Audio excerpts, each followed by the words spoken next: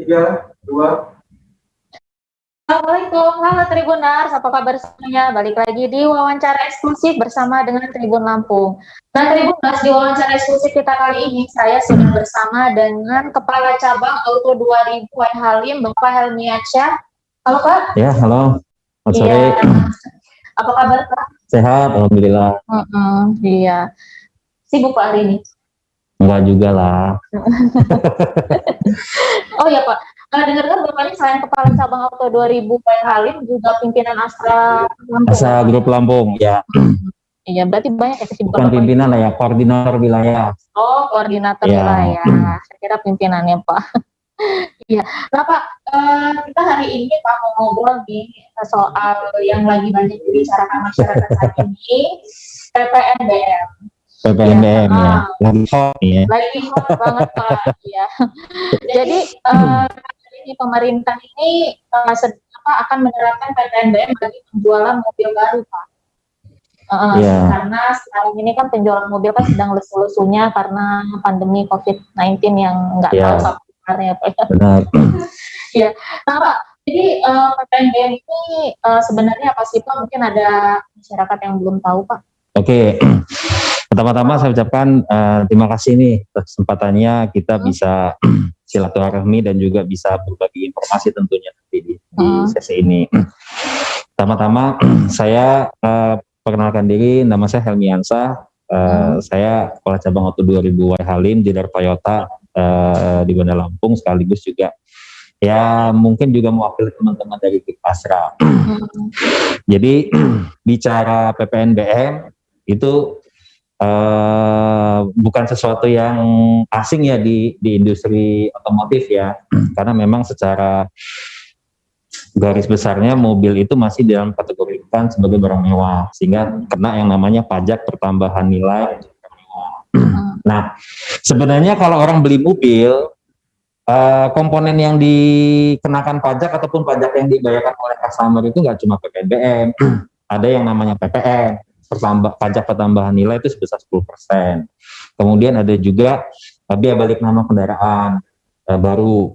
Itu untuk di Lampung kenanya 12,5% dari harga pokok penjualan mobil. Kemudian ada juga PKB, pajak kendaraan bermotor. Jadi kurang lebih ada 4 komponen pajak ya. Jadi saya orang kalau beli mobil itu nyumbang pajaknya gede loh buat negara gitu kan. Nah untuk PPNBM sendiri itu memang tarifnya bervariatif sih. Ada yang dari 0% sampai dengan 125% dari harga pokok penjualan mobil. Tergantung apa? Tergantung cc kendaraannya, kapasitas kendaraannya, jenis mobilnya, kemudian berapa banyak komponen yang disuplai dari lokal, kemudian apakah mobil itu diproduksi di dalam negeri atau diimpor bulat-bulat dari luar negeri. Itu juga mempengaruhi tarif PPNBM itu sendiri. Nah, singkat kata nih, PPNBM ini kan menjadi struktur pembentuk harga.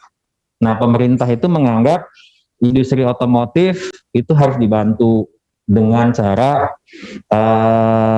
PPNBM-nya itu direlaksasi atau di-korting lah, dikasih diskon atau mungkin ditiadakan gitu loh, sehingga secara harganya nanti akan jauh lebih terjangkau buat masyarakat. Jadi yang namanya relaksasi PPNBM itu insentif dari pemerintah yang diberikan kepada industri otomotif, di mana nanti pembeli itu tidak dikenakan ataupun didapat potongan PPNBM untuk setiap kendaraan yang mereka beli. Nah, ketentuannya gimana, syaratnya apa, kemudian tujuannya apa? Ya kalau tujuannya tadi jelas ya, bahwa untuk merangsang industri otomotif sehingga penjualan mobil meningkat, diharapkan ya mulai dari produksi sampai dengan distribusi sama industri-industri yang terkait lainnya, contohnya kayak lembaga pembiayaan dan lain-lain itu juga bisa tertolong. Kalau enggak sih bisa kolaps nih. Kalau secara marketnya turun terus karena COVID gitu kan. Nah dengan direlaksasi harapannya penjualan meningkat karena harganya juga mungkin terkoreksi sehingga semua sama-sama bisa survive gitu. Nah mekanismenya seperti apa? Pada prinsipnya kan kita sebagai pabrikan atau sebagai dealer kan ikut aturan pemerintah, sebenarnya ikut regulasi pemerintah seperti apa.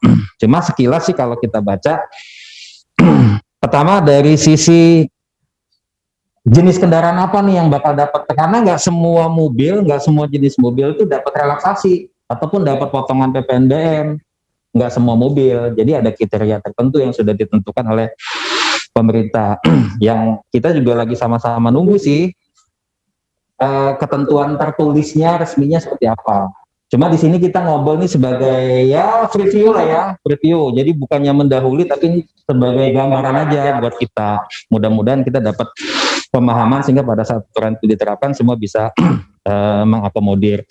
Jadi yang pertama, pembelakuan tarif PPNBM ini dikhususkan hanya untuk kendaraan dengan kriteria pertama, mobil tersebut kapasitas mesinnya harus di bawah 1.500 cc. Jadi kalau mobilnya kapasitas mesinnya di atas 1.500 nggak dapat nih, dia tetap bayar PPNBM sesuai tarifnya yang normal. Tapi kalau cc-nya di bawah 1.500, dia masuk kategori itu. Nggak cuma satu. Yang kedua, mobil tersebut harus diproduksi di Indonesia. Artinya memang diproduksi dari nol sampai dengan jadi itu di Indonesia. Jadi bukannya mobil yang bulat-bulat dibawa dari luar negeri dijual di sini, itu nggak masuk kategori. Yang ketiga, komponen lokalnya harus di atas 70%. Artinya part yang pembentuk kendaraan itu 70% memang diproduksi di Indonesia, bagian-bagian partnya tadi. Kalau nggak sampai 70% komponen lokalnya, maka itu nggak termasuk. Nah, jadi hanya 3 ini aja.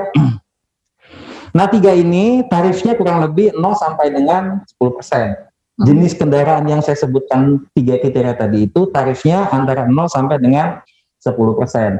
Artinya, nanti kalau seandainya pembelakuan itu dilakukan, PPNBM yang akan berkurang, yang akan mengkoreksi harga kurang lebih sekitar 10% dari harga kendaraan yang ada saat ini. Contoh misalkan kalau harga mobil sebelumnya 100 juta, kemudian dia kena PPNBM-nya misalkan 10%, berarti kurang lebih PPNBM-nya 10% gitu ya. Maka nanti yang akan terkoreksi yang 10 jutanya itu. Kurang lebih gambarannya seperti itu. Variasi tergantung harga mobil sih, tergantung harga mobil, tarifnya juga beda-beda, tapi maksimal 10%. Jadi ada mobil yang kena tarifnya 3%, ada yang kenanya 10%, ada yang kenanya juga 0 kriteria 3 tadi. Jadi mudah-mudahan masyarakat juga bisa jauh lebih paham ya bahwa hanya hanya termasuk yang 3 itu tadi aja. Jadi kalau mobil di atas 1.500 cc udah pasti nggak dapat. Mobil yang diproduksi dari luar negeri, diimpor dari luar negeri juga nggak dapat. Terus kalau walaupun diproduksi di dalam negeri, tapi komponen lokalnya masih di bawah 70% juga nggak dapat. Nah, kurang lebih seperti itu. Jadi nanti kemungkinan harga mobil untuk cc dan jenis mobil yang saya sebutkan tadi itu akan terkoreksi maksimal 10% dari harga kendaraan yang ada saat ini. Nah, gimana caranya?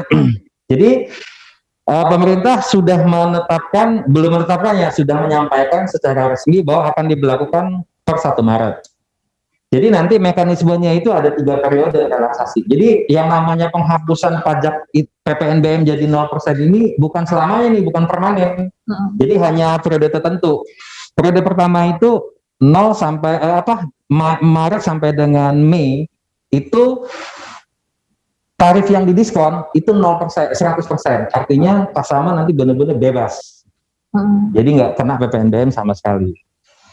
Maret sampai dengan Mei. Nanti periode yang kedua, Juni sampai dengan Agustus, customer cuma didiskon 50%. Jadi artinya kalau di Juni sampai dengan Agustus, hanya 50% saja pemerintah potong. Sisanya customer tetap bayar PPNBM-nya. Nah, nanti di September sampai dengan November, customer akan dipotong hanya 25% saja. Artinya dia akan tetap membayar 75% dari tarif yang ada sebelumnya. Nah, diprediksi penjualan akan meningkat mulai Maret, sehingga mulai di bulan Februari semua udah bersiap sih, termasuk kita juga udah bersiap. Harapannya juga customer juga udah mulai ya memikirkan lah ya, mau beli mobil apa nih yang mungkin yang ada kena PPNBM-nya, ya mungkin dia bisa eksekusi di Maret. Pada intinya kita sebagai dealer, sebagai ATPM, ya ikut aturan pemerintah seperti apa. Cuma juklat resminya memang belum dikeluarkan, tapi minimal udah ada gambaran lah di kita termasuk di frontliner kita, dan juga edukasi ke masyarakat juga kita udah mulai juga. Termasuk ya ini salah satu momen edukasi kan ya. Itu mungkin Mbak Dini sebagai pembuka awal dulu. Iya. Nah ini Pak, mungkin kalau misalnya ada orang-orang yang pengen beli mobil di Toyota nih, itu mobil-mobil merek apa sih Pak itu yang bisa dapat PPNBM? Oke. Nah kalau mengacu ke kriteria tadi, kalau saya mengacu juga ke produk yang saya punya gitu kan, jadi nanti yang bakal terkena relaksasi itu, yang bakal masuk program relaksasi itu dimulai dari jenis mobil Vios, kemudian Yaris, kemudian ada All New Sienta, kemudian yang juga cukup banyak nih peminatnya Toyota Rush, dan yang paling banyak nih model Avanza. Jadi Avanza itu kan model sejuta umat nih, sama Rush nih cukup ini. Jadi di 5 model ini Mbak Dini yang mendapatkan bakal mendapatkan relaksasi sampai dengan PPNBM sampai dengan 0%, sehingga kemungkinan harganya akan terkoreksi cukup lumayan lah gitu ya. Jadi misalnya kalau kayak Avanza ya mungkin bisa 10 jutaan lebih lah, kurang lebih, tergantung harga mobilnya juga ya. Lumayan buat customer yang mau beli mobil dapat penurunan harga kurang lebih sekitar 10 juta, kurang lebih begitu. Ya. Jadi kurang lebih ada 5 model kita. Nah, ada juga sih model yang masuk dalam kategori relaksasi itu di produk LCGC kita. Ada Kalia sama Agia. Tapi ini udah nggak terdampak karena memang tarifnya udah 0. Jadi Kalia Agia itu per hari ini tarifnya 0%, memang nggak ada PPNBM-nya karena dia mobil LCGC. Jadi dia nggak ikut ya Pak? Ya bukan nggak ikut, tapi memang udah 0 dan memang udah nggak ada lagi yang mau di diskon gitu kan. Kalau di diskon lagi jadi dapat duit malah dong. Iya, jadi untuk yang 2 tadi itu tuh dia sebenarnya ada dari awal, dia memang sudah dari awal memang sudah 0 tarifnya. Jadi pembeli Kalia Agia sih nggak perlu khawatir, udah dapat kebijakan 0% PPNBM. Ya tadi kan Bapak kan sempat bilang Bapak sudah mensosialisasikan masyarakat ini. Berarti mereka tuh untuk sementara ini mereka menunda belajar dulu lah. Ya jadi pada saat edukasi ini kita lebih preventif juga sih. Jadi kita lebih menawarkan customer, memang tipe yang saya sebutkan tadi udah kita sampaikan ke customer, memang itu terdampak. Jadi bakal ada koreksi harga tentunya ke depannya. Kita kasih opsi buat customer. Apakah tetap akan melakukan pembelian di bulan ini dengan kondisi tetap membayar PPNBM sesuai tarif, atau dia nanti mau menunggu pada saat pemberlakuan itu dimulai. Ya sebagian besar ya yang namanya dapat potongan, banyak juga yang nunggu sih, Nah, kita udah buat mekanismenya buat customer yang mau seperti itu bisa melakukan inden ya, pre-order dulu ke kita. Sehingga apa? Kenapa? Kapasitas produksi pabrik kan terbatas nih supply-nya gitu kan. Sehingga kalau masyarakat mau mendapatkan relaksasi ini kan harus tersedia juga unitnya. Kalau unitnya nggak tersedia kan juga nggak bisa. Maka kita sarankan ke sana buat akan pre-order dulu. Nanti proses transaksi yang mengacu pada relaksasi itu kita akan lakukan begitu aturan ini berlaku. Gitu. Jadi bisa inden dulu lah ya. Inden dulu minimal nanti bulan depan atau di periode Maret sampai dengan Juni, Mei-nya itu dapat alokasi unit gitu. Nah, bocoran kalau mau inden itu membayar berapa persen? Ya kalau standar kita kan kita memang model-model tertentu itu ada mekanisme indennya ya. Jadi kalau kayak di Avanza itu booking fee-nya 10 juta. Kemudian Rush 10 juta, kalau Sienta Yaris kurang lebih 15 juta.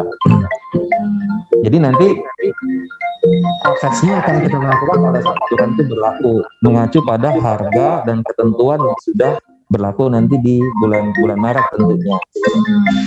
Ya biasa mekanisme ini sih begitu. Jadi harga sih memang nggak diikat, tapi minimal alokasi unitnya kita udah dapat dari bulan Februari, sehingga pada saat Maret tinggal tersuplai aja unitnya. Iya. Nah, Bapak ini kan core wheel Astra ya, Pak. Iya. Itu Pak, gimana sih Pak respon dari apa ya dealer-dealer yang ada di grupnya Astra itu atas kebijakan? Ya kalau kebijakan dari kita ya kita ikut aturan pemerintah sih. aturan pemerintah, regulasinya seperti apa, dan juga kita mendukung. Karena ini ya kita bersyukur sekali nih bisa distimulus dengan relaksasi seperti ini, sehingga berharap apa ya, market otomotif akan meningkat, sehingga penjualan juga akan meningkat, sehingga ya roda production sama roda perusahaan kita tetap jalan, karena cukup banyak karyawan kita yang terlibat dalam industri otomotif ini. Nah, kalau bicara kesiapannya apa, yang udah pasti semua dealer, semua TPM sudah mempersiapkan semuanya, termasuk kesiapan produksi juga yang mengantisipasi boomingnya market nantinya gitu. Kita udah antisipasi juga, harapannya sih bisa memenuhi lah permintaan customer seiring dengan relaksasi ini. Artinya udah jalan lah komunikasi dari ATPM, dari dealer sampai dengan ke frontliner kita nih, ke tim kita yang ada di lapangan, semua sih udah kita edukasi. Harapannya dealer udah siap lah menanti pemberlakuan keputusan ini. Jadi mungkin setelah mereka tahu, mereka merespon, oh ini pasti bakal menguntungkan gitu ya. Pasti. Dan juga kita prediksi juga customer juga bakal antusias sih. Cukup banyak juga sih customer yang udah nanya gitu kan, gimana mekanismenya segala macam gitu. Dan ya cukup banyak juga yang melakukan pre-order juga. Jadi dia udah banyak jenis-jenis model yang saya sebut tadi juga udah mulai banyak. Saya rasa di teman-teman di dealer yang merek yang lain pun juga sama. Oh gitu. Ya optimis lah intinya. Ya. Dari kapan kalau mereka sudah pre-order itu? Ya sejak seminggu atau 2 minggu yang lalu ya, info fresh release rezekinya memang udah keluar. Ya namanya kita marketing ya harus siap lah, antisipasi semua hal lah ya, dan supaya customer juga cepet lah ngambil keputusan gitu kan. Ya kita berharap nggak tertunda lah ya, bisa langsung eksekusi sehingga customer bisa langsung cepat memutuskan, kita pun juga langsung bisa cepat jualan. Kalau mau internet minimal itu berapa ini Pak? Apa dari sekarang sudah bisa gitu? Udah bisa. Jadi udah bisa langsung ke Wiranaga kita. Jadi mengacu pada syarat dan ketentuan berlaku pemesanan, nanti harga menyesuaikan pada saat pemberlakuan relaksasi PPNBM gitu. Iya. Nah, kalau leasing Pak, apa sudah sosialisasi ke leasing Pak? Ya sebenarnya kalau leasing kan mereka sebagai supporting ya. Ya mereka juga menyambut antusias sih dengan relaksasi ini, kan pasti akan ada peningkatan penjualan dan juga peningkatan layanan mereka juga udah pasti. Tapi pada prinsipnya leasing juga sama seperti dealer, ikut arahan pemerintah, aturan pemerintah, dan juga mereka siap support. Artinya mereka dari sisi kesiapan membackup pembiayaan untuk boomingnya market, saya rasa mereka juga udah siap. Intinya customer dimanjakan lah untuk 3 bulan ke depan ini, mulai dari Maret sampai dengan Mei, customer sih cukup dimanjakan, cukup diuntungkan lah dengan relaksasi ini. Oh iya kan, karena bayangan mereka kan harga mobil juga pasti bakal dari yang lebih murah ya Pak? Iya lebih murah, lumayan. Lumayan. Nah kalau selama ini Pak sosialisasi ke masyarakatnya itu apakah lewat Instagram atau lewat? Ya karena memang COVID kan memang kita udah jalan beberapa bulan ya dengan sistem online, media sosial, kemudian juga komunikasi secara online. Kita udah jalan sih.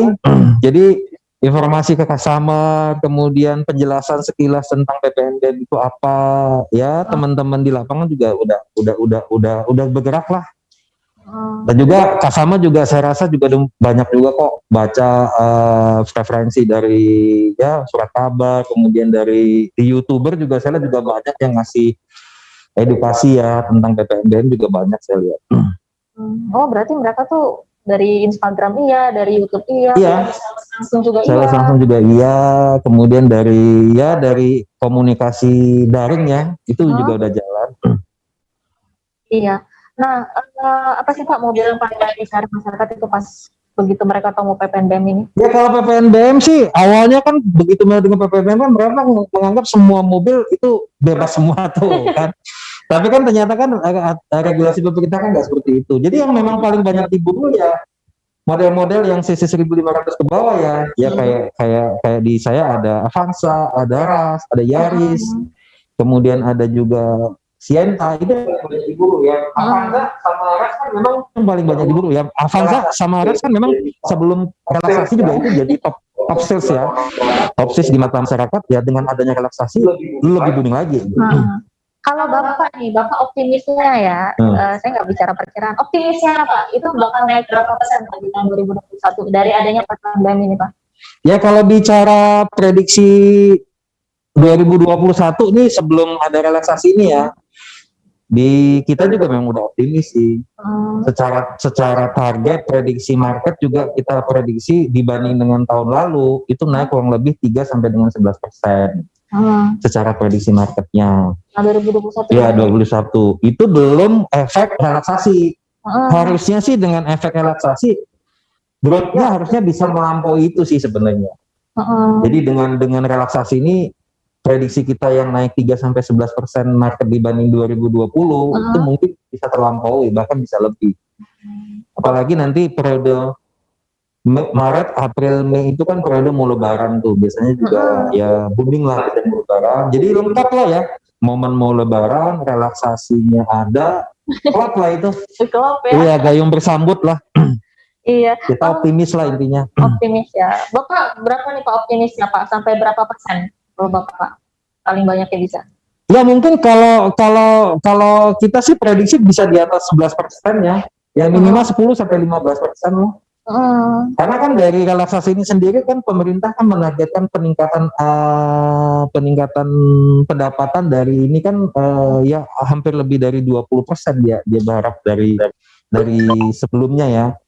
Diharapkan dari PPNBM kendaraan barang mewah untuk mobil ini bisa 20% kenaikannya dibanding dengan tahun lalu gitu. Ya, jadi ini seperti angin segar ya Pak ya? Ya angin segar lah buat industri otomotif. Karena kan udah banyak juga ya beberapa merek yang memang juga udah mulai penjualan udah mulai slow down, marketnya juga udah mulai turun juga. Harapannya ini untuk memicu lah ya berkata oase di tengah padang pasir gitu kan. Iya, kalau kita padang pasir gesat betul pemain. Ya. Iya. Nah, kalau kondisi penjualan mobil Toyota ya Pak, di tahun 2020 kemarin itu sepanjang 2020 itu ada apa? Meningkatkan dibanding 2019? Ya kalau bicara penjualan di 2020 sih memang cukup berat ya. Jadi kalau 2020 kita bicaranya kayak survive dulu lah ya. Kalau bicara market dibanding tahun 2020 dengan 2019 sih koreksinya memang sih cukup tajam. Hampir 35 sampai 45% turun. Sama penjualan dealer juga secara retail kita juga turun segitu ya. Tapi sebenarnya di 2020 itu ada tren yang cukup membuat kita pede ya. Memang sih di COVID kan mulai April ya. April, Mei, Juni itu kita sih slow down, turun sekali. Tapi masuk di Juli itu ternyata market udah mulai naik tuh. Jadi trennya memang 2019 di 2020 dibanding 2019 turun, memang turunnya hampir 35 sampai 45%. Tapi kalau dipecah lagi 3 bulan terakhir atau 6 bulan terakhir, marketnya itu udah mulai rebound. Walaupun belum bisa balik seperti 2019 ya, tapi trennya udah naik gitu. Nah masuk di 2021 trennya juga udah berangsur-angsur udah mulai naik sih. Harapannya kalau memang seandainya relaksasi ini berhasil, diprediksi sih market mungkin bakal mendekati tahun 2019. Seiring dengan ya faktor-faktor yang lain mendukung ya, faktor vaksinnya jalan, pemulihan ekonominya jalan, ini ada relaksasi, kemudian momen-momen hari besar itu juga pembatasannya nggak terlalu strict gitu kan. Harapannya sih kalau kita sih optimis ingin segera secepatnya kembali ke 2019. Karena 2019 itu jadi barometernya kita untuk kita bisa rebound gitu ya, kembali seperti sedia kala ya. Kalau kita bisa sampai seperti 2019, maka market udah kembali normal seperti sebelum COVID gitu. Memang kondisi di 2019 gimana Pak? Apa peningkatan penjualan? 2019 sih relatif semua market sih naik ya, kemudian semua TPM juga survive, kemudian industri otomotif juga ya masih sehat lah. Justru kan sebenarnya 2020 dianggap itu sebagai pertumbuhan market yang cukup signifikan dibanding 2019. Cuma kan begitu COVID ya itu bubar semua tuh. Jadi pas COVID itu harapan tuh kayaknya udah. Ya, jadi makanya 2020 itu ya kita masa surviving lah. Jadi belum mikirin untuk growth atau seperti apa. Bisa selamat, bisa tetap survive itu udah alhamdulillah. Gitu. Oh, jadi sepanjang 2020 itu otomatis itu lebih ke gimana caranya bisa berjuang, bertahan dan berjuang. Jadi jangan sampai drop, jangan sampai cabangnya kejualan gitu kan.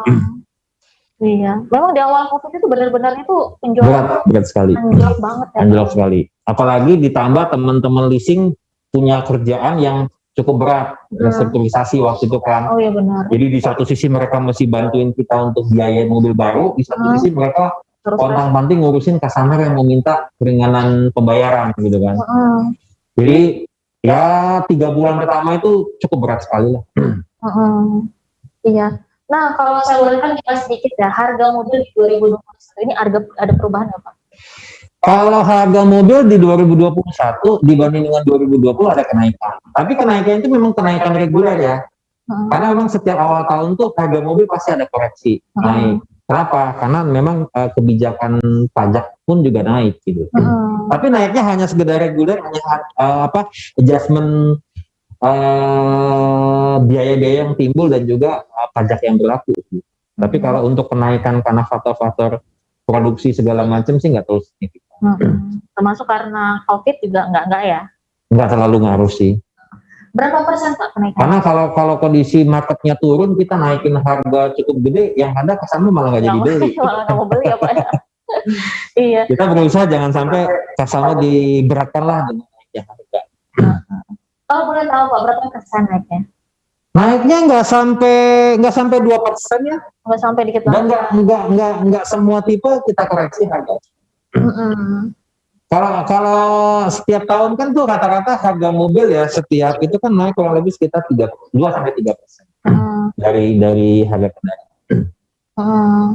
Iya. Nah terakhir Pak, gimana sih Pak harapan Bapak ke depannya untuk dunia, untuk penjualan otomotif di Lampung ini Pak? Ya kalau Lampung, sebenarnya kan Lampung kalau di tahun lalu tuh bicara blessing juga ya, karena Lampung tahun kemarin itu ya mungkin salah satu wilayah yang terus berada di zona hijau waktu itu kan, sehingga secara pembatasan segala macam juga nggak banyak waktu itu. Cuma menjelang akhir tahun, Lampung tiba-tiba langsung berubah jadi zona merah. Gitu. Nah waktu itu kita ya di Lampung sih secara market sih cukup optimis ya, cukup bagus waktu itu dibanding dengan wilayah lain. Kenapa? Karena mungkin komoditas juga masih ada, kemudian juga mobilisasi orang juga masih, waktu itu Lampung kan salah satu yang nggak ada PSBB kan, masih tetap bisa normal. Tapi masuk ke Lampung zona merah 1-2 bulan ini memang terasa sih mulai agak berat ya, terutama di layanan akses kita di bengkel, karena dengan mobilisasi orang yang mungkin sedikit, otomatis kebutuhan akan servis juga akan terkoreksi sih biasanya begitu. Tapi kalau masuk di 2021 dengan relaksasi ini harusnya sih optimis. Terbukti di Januari kemarin secara penjualan ya sudah mengacu ke trennya kita lah gitu ya di Januari. Jadi biasanya Januari yang kadang-kadang juga sulit karena masih awal tahun, kadang-kadang ini ternyata marketnya juga cukup bereaksi cukup bagus. Nah ditambah relaksasi ini harusnya sih nanti di Maret bahkan di Februari pertengahan ini udah mulai geliat. Jadi harapan Bapak itu bisa penjualan bisa naik terus. Ya, minimal bisa melampaui di atas 10% lah peningkatannya dibanding dengan tahun lalu. Iya, jadi bisa naik terus. Tahun depan pun naik lagi gitu ya Pak ya? Ya kalau prediksi tahun depan harusnya sudah kembali normal ya, otomotif ya. Iya. Oke Pak Helmi, terima kasih banyak. Oke, terima kasih. Mudah-mudahan ini ya memberikan pemahaman buat kita semua lah ya. Tinggal kita tunggu aja nanti keputusan pemerintah pemberlakuannya mau kapan. Tapi insya Allah Maret sih udah mulai bisa. Iya, terima kasih banyak. Ya, makasih Tribun. Ya, mantap Tribun. Sukses terus ya Pak ya. Makasih Mbak Dini, sama-sama sukses. Oke Tribuners, sekian obrolan kita bareng dengan Pak Helmi. Semoga obrolan bermanfaat. Sampai jumpa di wawancara eksklusif berikutnya. Terima kasih. Terima kasih.